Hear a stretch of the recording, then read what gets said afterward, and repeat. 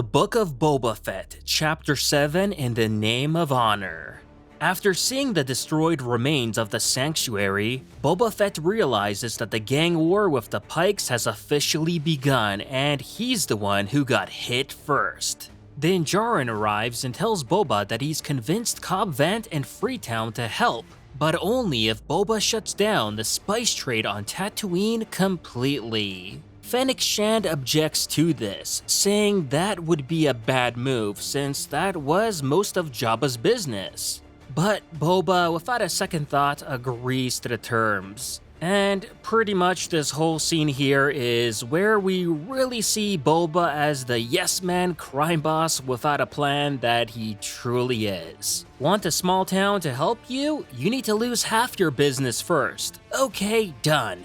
Let's go lock down in the palace to prepare for war. The edgy, out-of-place teenagers say that we need to instead sit in this rubble that has no cover, nor gives our side a tactical advantage? Okay, sure. Even though your plan is bad, but if you say so because you're the boss. Wait, I'm the boss, but you're the one calling the shots here, so alright, cool. We'll do what you want.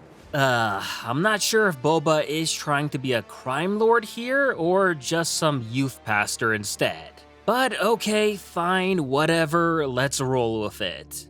Meanwhile, in Mos Eisley, the Pikes hold a meeting with the Mos Espa mayor and Cad Bane. And I like how we get to see that despite Mok Shay's working with the Pikes, he actually does seem to genuinely care about his city and doesn't want to see the people get hurt. But aside from that, we get a huge bombshell thrown here. In that, no, it wasn't Cad who wiped out Boba's Tusken Raider clan, but it was actually the Pikes who did it instead? Can't say I saw that coming, and I'm not sure I even like it. Heck, even Cad Bane was like, wait, what? Because yes, it was a weird writing choice here. I didn't figure the Pikes would do that kind of dirty work themselves either, and if anything, it would have made more sense for Cad to do it, as especially if his duel with Boba later on would mean a lot more. But we'll get to that a little later on why I think this. The Pike leader then says that because Boba Fett's Gotra is taking refuge in the ruins of the sanctuary, that's where they'll attack, and okay, wait, just 1 second now. How in the world did he even know this? Like, did he send a spy to the ruins specifically just for the off chance to see if Boba will decide to chill there or something? Weird, okay. Meanwhile, R2-D2 flies Grogu back to Tatooine in Luke's X-Wing. But rather than getting to Din, they're met with Peli Motto instead. Now, how R2 would even know how to fly specifically to Peli's landing pad to try to find Din, or even know that Peli and him are friends, I have no idea. But yeah, I'm not gonna lie, I'm a bit disappointed to see that my theory of Luke simply testing Grogu didn't turn out to be true. So it seems that Luke only omits the attachment rule in his order, which again we know is canon, but just after having Grogu as a student and not before. So like I said, this was disappointing. Back at the sanctuary ruins, Fennec goes over the plan right before the big battle, and let me just say, am I the only one who feels that this series should have had Fennec be the boss and not Boba? She's always the one giving the orders, having to explain everything to Boba like he's 5, and does all of the heavy lifting on the team. Not to mention, she actually has the right mentality to be a crime lord, so I don't know. To me, it feels like she should be the crime boss here rather than Boba and not some sidekick of his. But I digress.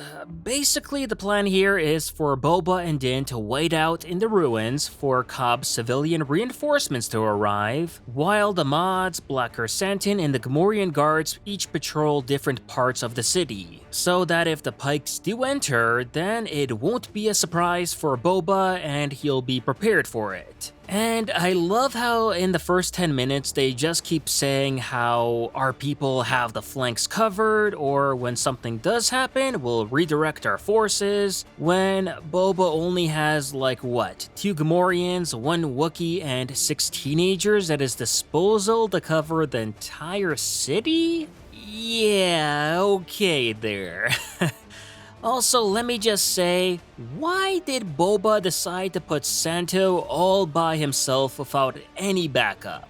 Especially in the Trandoshan district of all places. Like, whoa, come on now. That's like someone just begging for a hate crime to happen. Super weird choice by Mr. Crime Lord Boba there. Anyways, literally right after this plan is introduced and Fennec leaves, we already get Cad Bane along with the Pikes enter the city and confront Boba. However, nothing really goes down here. Cad just reveals to Boba the truth behind who killed the Tusken clan and tells him that he's gone soft, which, yeah, I don't think anyone can or should be denying that at this point. Because if so, then what series are you watching again?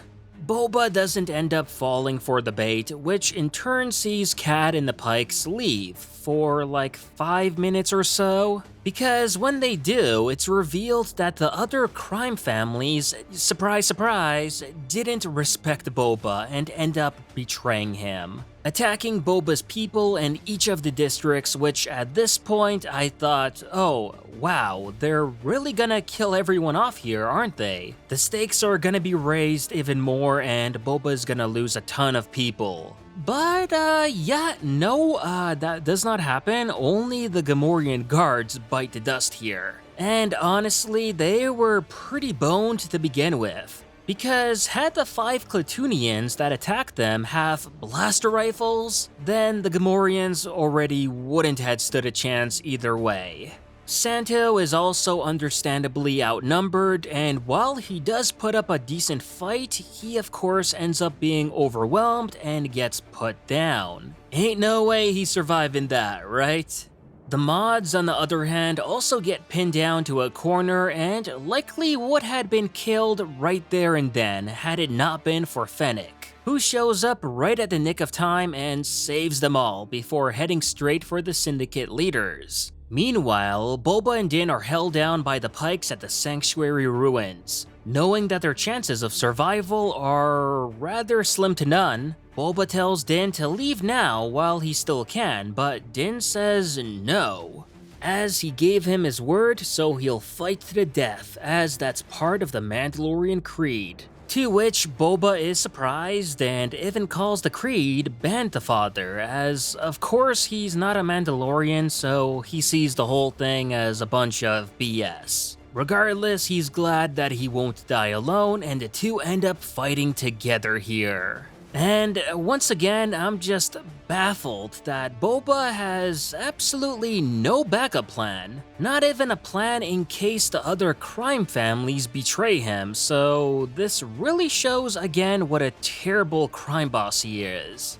That said, I did love the fight we get here with Boba and Din taking on the Pikes. Yeah, it was dumb that they had no strategy whatsoever, as rather than flying around on the rooftops and, using the cover, they stood out in the open in the middle of the road, just having their Beskar plot armor take hit after hit. But if you turn off your brain here and out, then you're likely gonna have a good time, as that's what this episode really excels at, is giving us a ton of action and great Star Wars imagery. Well, that's about the only thing it does right. But if all you care about is seeing a ton of eye candy, then this episode doesn't disappoint at all in that regard. Then afterwards, the Freetown civilians end up showing up together with the mods and even Black Chrysanthemums somehow too. Yeah, I've got no idea how Santo managed to still stay alive after getting torn apart by a bunch of Trandoshans, axed, and blasted just how many times. At this point, I'm convinced that Santo has some Beskar armor under his fur, otherwise he'd be long dead. Tanti the Weequay also tells Din that Cobb Vanth got gunned down by Cad Bane, which... okay? He makes it sound like he died, but I don't think he had a fatal wound there. He got shot in the shoulder, so how did he die exactly again? Then, out of nowhere, the Pikes send out 2 Scorpenek droids with shields to attack Boba and his forces. This then has Boba and Din get separated from everyone amidst the chaos.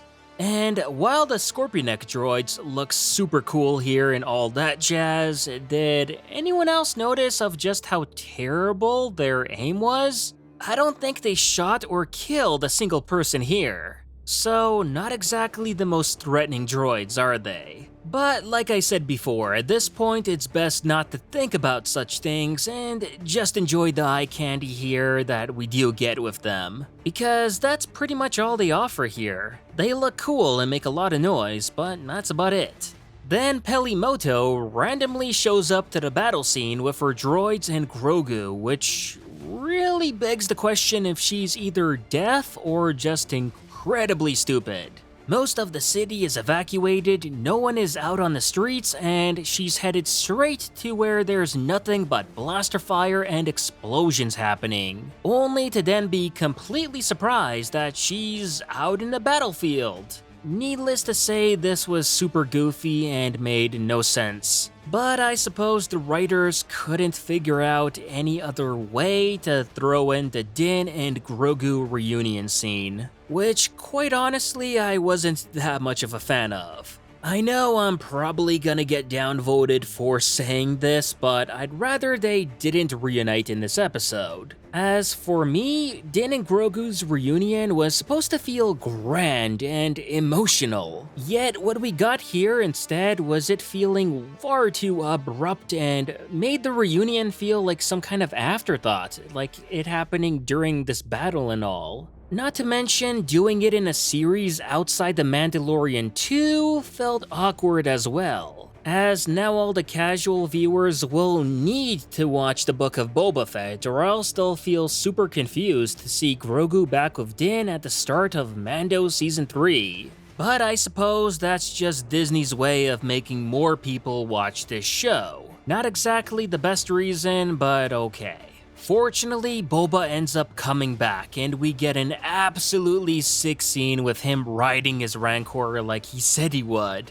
To be perfectly honest, I figured he would have gone for a slave one instead, as he would have wiped out the droids of ease using that too. But hey, I'm fine with this choice too, because this looks pretty cool as well. Like I said, this finale delivers on Star Wars imagery big time, and Boba on the Rancor fighting the droids is no exception. Yeah, it would have made more sense for the series to dedicate some episode time to actually showing us on how Boba learned to ride the Rancor, rather than, say, spending half an episode of Din rebuilding his N1 starfighter. But at the same time, I guess that would have kinda ruined the surprise here, so okay, fine. Although at the same time, it is a bit funny when you think about it. As Boba kept saying that he needs to protect the city and his people, yet he ends up trampling the city, doing who knows how much damage with his Rancor as he goes to war in the streets. And then completely forgets about the Rancor, having it just go loose in the city, eating people and tearing everything apart. Although I did like the reference here to the Rancor level in the Star Wars Connect video game, where you play as a Rancor destroying Mos Eisley, and we get to see this in live action, so that's kind of a win here. Anyway, Cad Bane finally shows up to confront Boba again. Now, why he waited this entire time and did absolutely diddly squat during the whole battle when his side had the advantage, I'll never know. But hey, at least we get the long-awaited Boba and Cad duel in live action here. Cad even asks him what we've all been wondering about since episode 1, what's Boba's angle here? To which Boba doesn't really answer as he doesn't really know himself? Yeah, real great writing there, okay.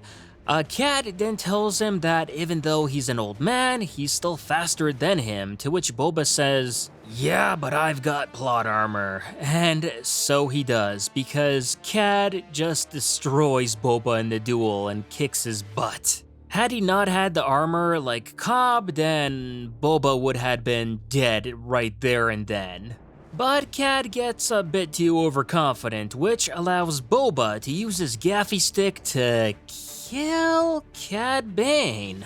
Okay, I'm not sure how I feel about this. We barely got Cad in the full episode, and they've already decided to kill him off? Not to mention, like I said before, had Cad been the one to kill the Tuskens, then Boba killing him here with a gaffy stick for revenge would have been some poetic justice. But unfortunately, the stupid choice to have the Pikes wipe out the Tuskens over Cad ruined exactly this. Now, whether Cad is truly even dead or not is also up in the air, as when he gets impaled by the gaffy stick, we can see and hear his chest beeping. As for whether that's his heartbeat or maybe a signal for his Toto droid to come in and save him, then who knows. But if Cad does turn out to survive this, then that would only take away the one thing Boba did in this entire episode. Aside from, riding the Rancor, of course. Meanwhile, in Mos Eisley, we get a real cool scene of the Pikes, the mayor, and the other crime families basically get whacked. And this is exactly the type of gangster stuff we were expecting to see with this show. Now, at first I thought this was actually Boba doing all of this killing, being like, okay, I tried to rule with respect, you disrespected me, now no more Mr. Nice Boba Fett, you're gonna be sleeping with the fishes tonight. But nope, instead it turns out it was Fennec all along who did it all. Which, to be fair, yeah, that was the reason she left Mos Espa for Mos Eisley to begin with. But I don't know, I felt Boba needed this scene more than she did. Because Fennec is already one of the coolest badass characters on the show, so she didn't really need to further prove herself with this, unlike Boba, who's just become one big softy and terrible crime lord. So while a very cool scene for Fennec, it otherwise felt like a missed opportunity. Anyway, with the battle now won, Din leaves Tatooine with Grogu to go start off Mandalorian Season 3, while Boba is finally given the respect of the people from Mos Espa that he oh so yearned since the start. And guess what? He then wonders aloud on whether this is what he wanted or if this is the life for him. Not gonna lie, weird way to end off the series. We do at least get a mid-credit scene where it confirms that, hey, Cobb is actually still somehow alive and healing in Boba's back to tank, while the mod artist prepares to fix him up with some cybernetic enhancements. No idea why they made it sound like he died earlier in the episode, but I'm glad to know that he'll be back to kicking butt soon enough. Just a strange choice for a mid-credit scene is all. Overall, for this episode, I'd say I'm not underwhelmed, just whelmed. Which isn't really enough for a season finale, much less a series finale. That said, it was still decent. Could it have been better? Yeah, absolutely, no doubt about that. But we got what we got, which in my opinion was below expectations, just like the series overall. Episodes 1 to 4 were not bad, okay to meh territory, with episodes 5 and 6 being some of the best Star Wars live-action TV content out there. This finale tried to tie them all together, and while it was a valiant effort by Robert Rodriguez, I'll give him that, but unfortunately he just couldn't get it done in a satisfying way. As well, the payoffs, they didn't feel earned either.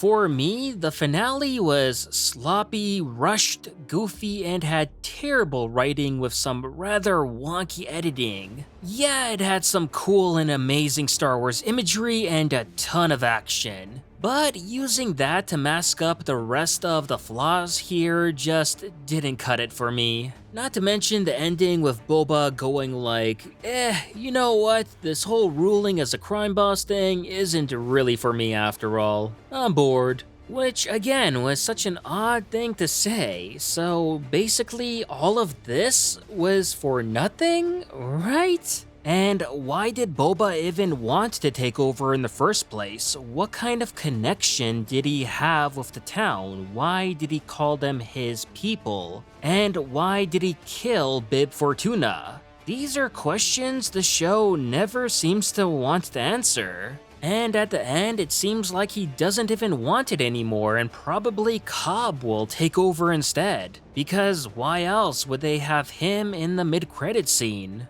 Yeah, a lot of this series was just Boba very cordially and respectfully agreeing to other people's terms, being a yes man without a plan and showing what not to do as a crime boss. Meanwhile, the Pikes as the main villains weren't great either. As for me, they were rather boring and not very threatening. I mean, just look at the whole main battle as evidence with them. The only casualties Boba's side had were like 2 Gamorreans and that's it. So why would anyone be scared of them? If anything, I think things would have been better had they kept the twins on for the whole show. And as well introduce Cad Bane from the very beginning to be working with them alongside Black Chrysanthemum, because he was actually threatening, adored by the hardcore fans, and had a real history with Boba. But the route they went with instead, it was just meh, not great, but okay to meh. And I know I'm probably gonna get some flack from the hardcore fans of this show for not praising it enough, and honestly, if you would have told me as a kid that Boba would get his very own show in the future, then my mind would have ran with so many possibilities of just how amazing it could have been. But never would I expected it to turn out to whatever we did get here. Again, it wasn't terrible, it had some great moments and episodes, but as a Boba Fett series overall, it did the exact opposite in making him look good. And if anything, I'd much rather prefer a Book of Fennec Shand at this point. Never thought I'd pick Boba's sidekick over him, but hey, that's just the effect this series in general had on me, for better or worse. And that was my take on this episode of the Book of Boba Fett. Let me know what you all thought about this episode in the comments down below. And if you haven't already, remember to like this video, subscribe to the channel, and I'll see you on the next one.